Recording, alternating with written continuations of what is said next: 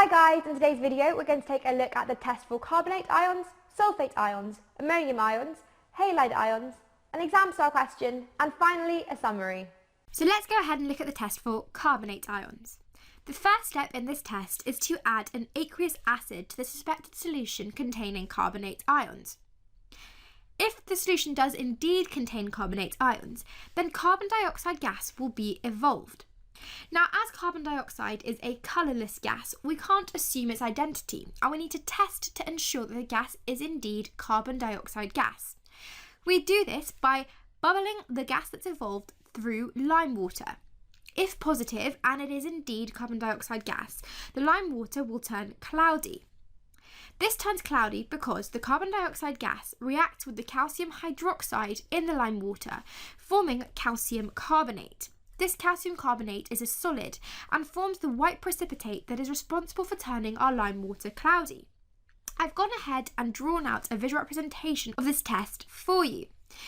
The pink circles represent our carbonate compound, which when reacts with an acid evolves carbon dioxide gas, which is bubbled through the lime water on the right, turning the lime water cloudy.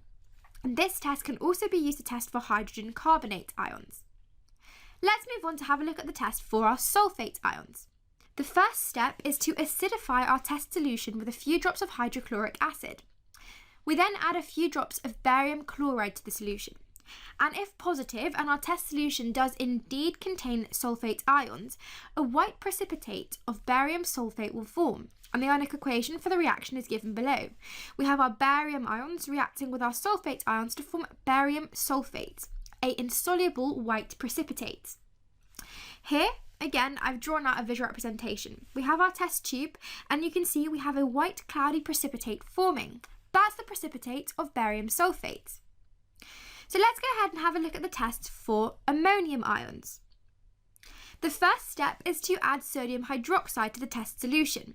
We then warm the mixture. Now, when we add sodium hydroxide, we are adding a source of hydroxide ions.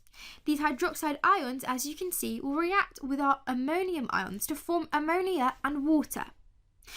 This ammonia is a gas, and so we test the gas evolved with damp red litmus paper. If positive and the gas evolved is indeed ammonia, the red litmus paper will turn blue, as you can see here. So let's move on to our final test that we're going to look at. This is the test for our halide. Hey guys, to continue watching this video and unlock hundreds of other super concise and exam board specific A-level chemistry videos, just click the Snap Provide smiley face. Join me today and together let's make A-level chemistry a walk in the park.